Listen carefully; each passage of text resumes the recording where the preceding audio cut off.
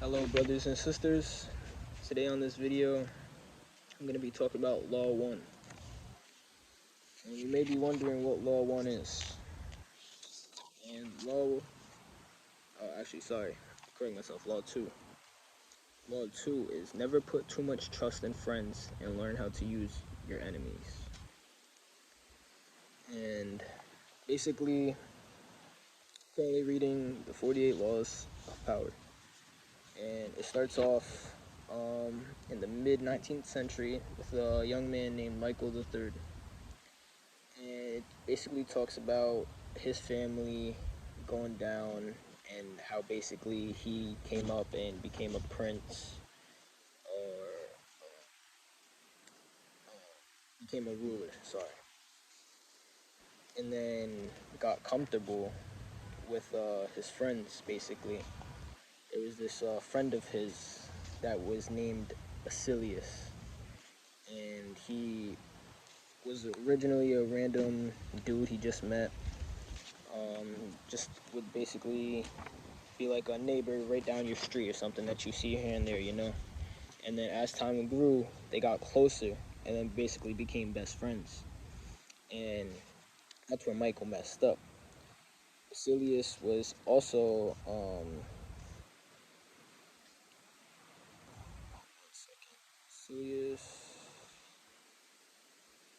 Basilius was very, very rich and spoiled. Basically, he was a person that could never have enough. Like, nothing was enough for him. He always needed more, wanted more, like many people still in today's world.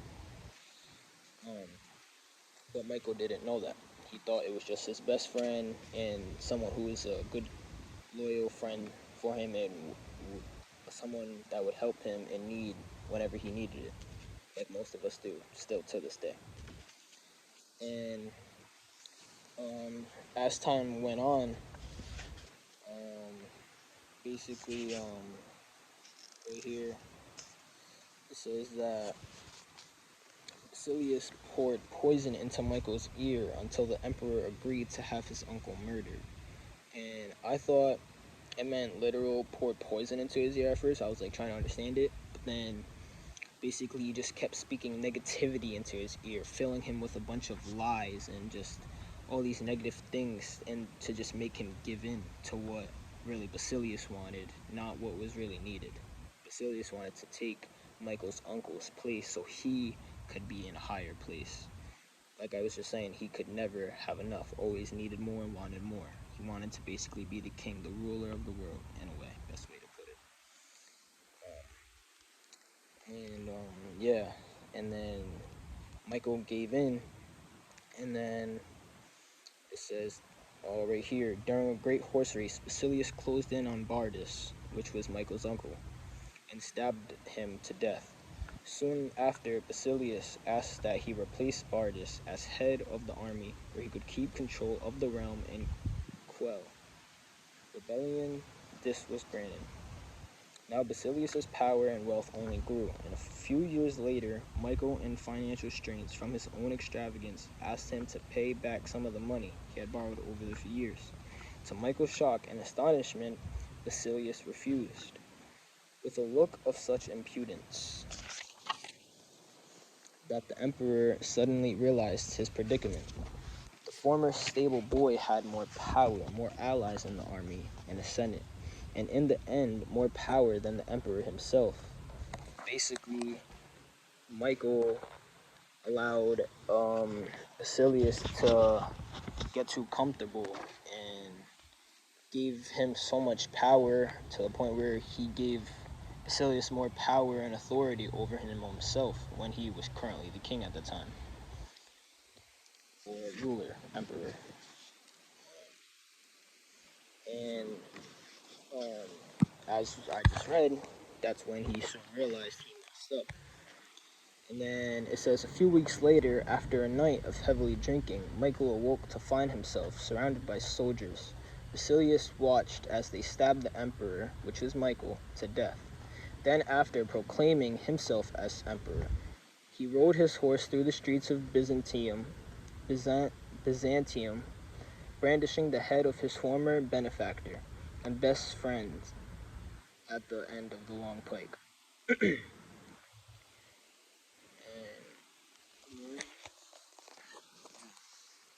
And 1 second. Says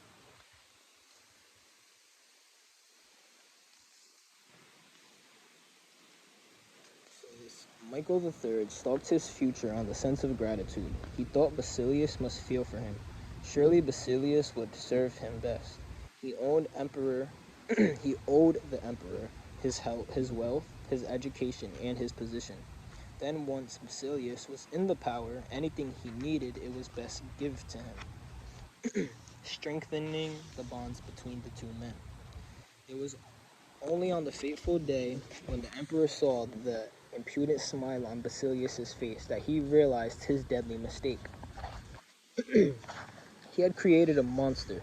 He had allowed a man to see power up close, a man who then wanted more, who asked for anything and got it, who felt who felt encumbered by the charity he had received and simply did what many people do in such a situation. They forget the favors they have received and imagine they have earned the success by their own merits. At Michael's moment of realization, he could still have saved his own life. But friendship and love blind every man to their interests. Nobody believes a friend could betray, and Michael went on disbelieving until the day his head ended up on a pike. And that took like a crazy turn point on me because I honestly tried to think about like a self-reflection in a way in like on today's world because this was obviously like years ago. This was talking about it being in like 1610 or right here. No, it says mid 19th century. Like I said at the start, I believe. Um, but yeah, it was like crazy because a lot of people, including I once myself, have gotten comfortable or very comfortable and let other people get too comfortable. And I've myself gotten too comfortable, and I know that envy and the greed they're talking about because I feel like, if anything, it's possibly a test that we all get at the end of the day to bring out the true, our basically our true intentions, and whether it's good or bad. And right here it also says that friendship and love blind every man to their interests, and there's many times when I've lost a couple of friends and always went back into the past and all the memories and try to call them and text them, and I would get no response back, and it was for the better. As much as I would feel bad about it, it was really for the better, you know. But still, like it said, friendships and love blind every man to their interests, and it really does. And that one definitely got me there. Um, Also, right here, real quick, it says there are many who think, therefore, that a wise prince ought, when he has a chance to foment astutely some enmity, so that by suppressing it he will augment his greatness. Princes, and especially new ones, have found more faith and more usefulness in those men, whom at the beginning of their power have they regarded with suspicion. Then in those they at first confided in Pandolfo Petrucci, Prince of Siena, governed his state more by those whom he suspected than by the others. Honestly, kinda don't really know what that meant, but if any of you guys do, good for you guys. Write something down in the comments talking on this. It says that I believe this was talked about by Niccolo Machiavelli. It says 1469 to 1527. But then also now this goes into AD 1971. It goes on to the Han Dynasty on Chinese emperors and how um, basically the servants would walk. walk up to become the emperor, but for them to become the emperor, they would have to slowly play their role, act like the friend, when deep down they was the enemy, and then they would get the emperor when they was off guard or when the emperor got too comfortable, simply like Michael. And then basically the same thing would happen to what happened to Michael.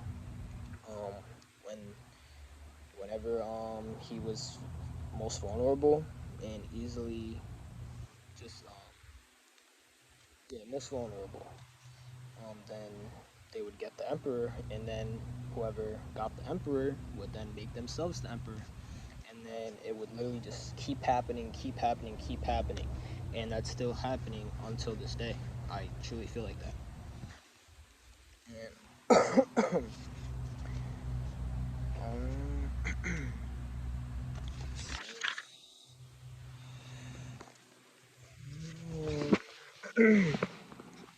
and then it went on to talk about this emperor. His name was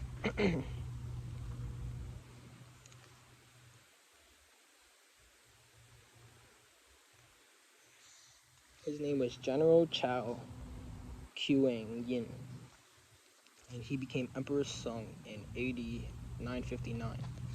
And like I was just talking about, how the servants would try to build their roles up and get very comfortable with the king to, I mean, the emperor to become emperor. The basically General Chao Kuang Yin basically already knew this. He's been through it. He's witnessed it, you know. So he tried to think about a way on how he could break this cycle, you know, like a generational curse or something. And he did, and that was by making his enemies his friends. And let's see, let me just start reading, and then I'll go from there. He said, in AD 959, General Chao Huangyin became emperor's son. He knew the odds, the probability that within a year or two he would become murdered. How could he break the pattern? Soon after becoming emperor, Sung ordered a banquet to celebrate the new dynasty and invited the most powerful commanders in the army. After they had drank much wine, he dismissed the guards and everyone else except the generals, who now feared he would murder them in all one fell swoop. Instead, he addressed them. The whole day is spent in fear, and I am happy both at the table and in my bed. For which one of you does not dream of ascending the throne? I do not doubt your allegiance, allegiance. But if some chance your subordinates seeking wealth and position were to force the emperor's yellow robe upon you in turn, how could you refuse it? Drunk and fearing their lives, the generals proclaimed their innocence and their loyalty. But Sung had other ideas. The best way to pass one's day is in a peaceful enjoyment of riches and honor.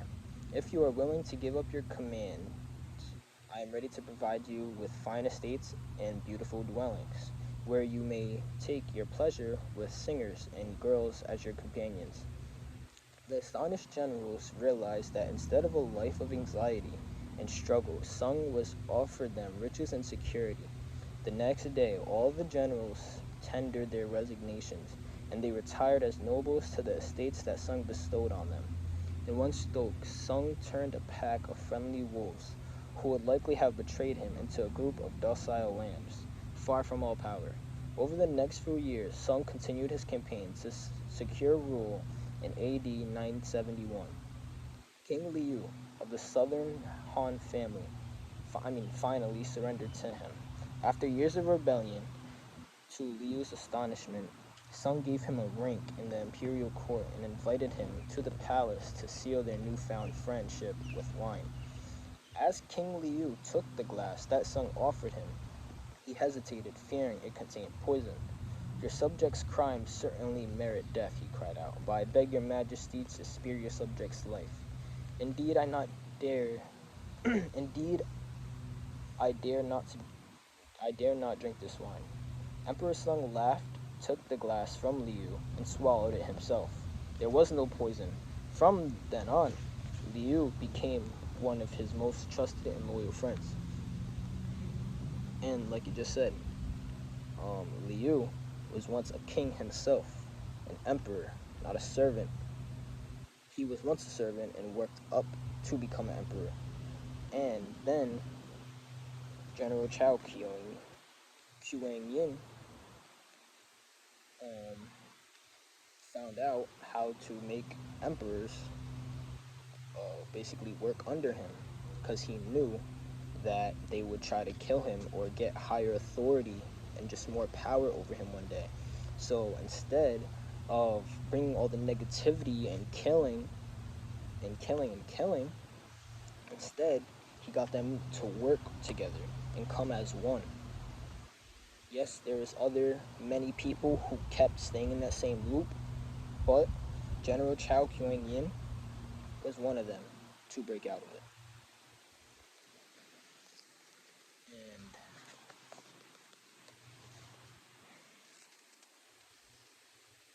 so here it says a Chinese proverb compares friends to the jaws of teeth of a dangerous animal. If you are not careful, you will find them chewing you up. Emperor Sung knew the jaws he was passing. Between when he assumed the throne, his friends in the army would chew him up like meat. And if somehow survived, his friends in the government would have him for supper. Emperor Sung would have no truck with friends. He bribed his fellow generals with splendid estates and kept them far away. This was a much better way to emasculate them than killing them, which would have only led to other generals to seek vengeance. And Sung would have nothing to do with friendly ministers more often than not. They would end up drinking his famous cup of poison wine instead of relying on friends. Sung used his enemies one after the other, transforming them into far more reliable subjects, while a friend expects more and more favors and seethes with jealousy. These former enemies expected nothing and got everything. A man suddenly spared the guillotine is a grateful man indeed, and will go to the ends of the earth for the man who has parted him in time. These former enemies became Sung's most trusted friends, and Sung was finally able to break the pattern of coups, violence, civil war. Sorry. Sung dynasty ruled China for more than 300 years. This is a quote from, well, a speech from Abraham Lincoln. It says, in a speech Abraham Lincoln delivered at the height of the Civil War, he referred to the Southerners as fellow human beings who were in error. An elderly lady chastised him for not calling them irreconcilable. Irreconcilable.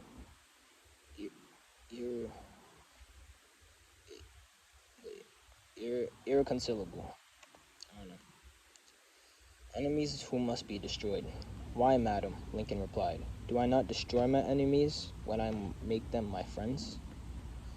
Basically, if you think about it, that was like a pretty good speech from Abraham Lincoln, because he's saying he technically is getting rid of the enemies by simply making them his friends, which Emperor Sung did himself.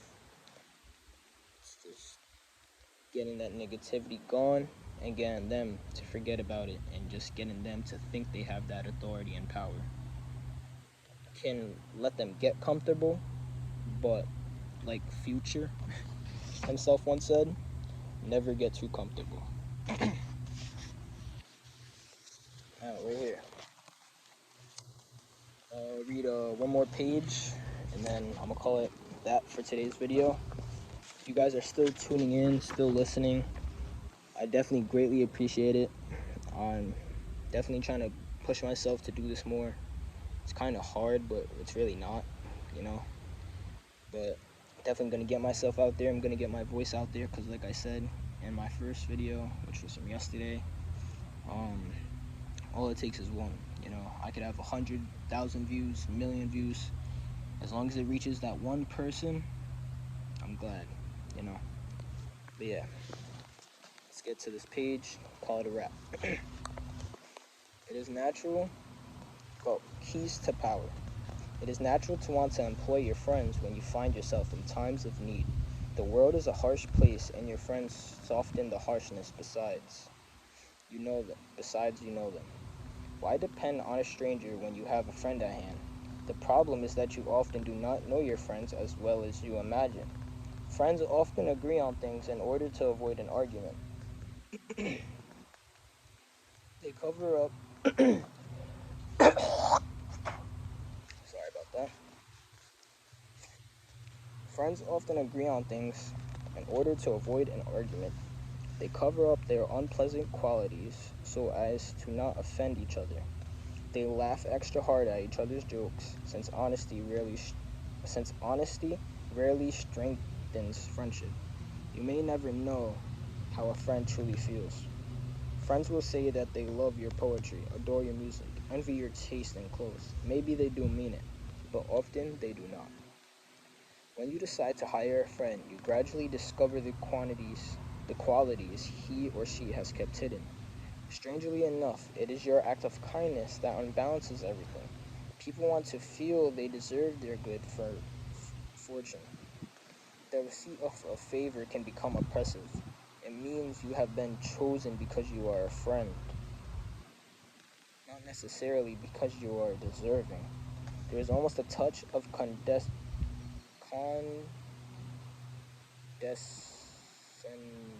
condescension in the act of hiring friends that secretly afflicts them. The injury will come out slowly, a little more honesty, flashes of resentment and envy here and there. And before you know it, your friendship fades. The more favors and gifts you supply to revive the friendship, the less gratitude you receive. Ingratitude has a long and deep history that has demonstrated its powers for so many centuries that it is truly amazing that people continue to underestimate them. Better to be wary. If you never expect gratitude from a friend, you will be pleasantly surprised when they do prove grateful. The problem with using or hiring friends is that it will be ine- inevitably, inevitably limit your power. Inevitably. The problem with using or hiring friends is that it will inevitably limit your power. The friend is rarely the one who is most able to help you, and in the end, skill and competence are far more important than friendly feelings. Michael III had a man right under his nose who could have seared him right and kept him alive. That man was Bardas, which was his uncle, which was the man that Basilius, aka his best friend, um, got him to basically approve his killing. And all working situations require a kind of distance between people. You are trying to work, not make friends. Friendliness, real or false, only obscures that fact. The key to power then is the ability to judge who is the best able to further your interests in all situations. Keep friends for friendship, but work with the skilled and competent. Your enemies, on the other hand, are an untapped gold mine that you must learn to exploit. When Talleyrand, Napoleon's foreign minister, decided in 1807 that his boss was leading France to ruin,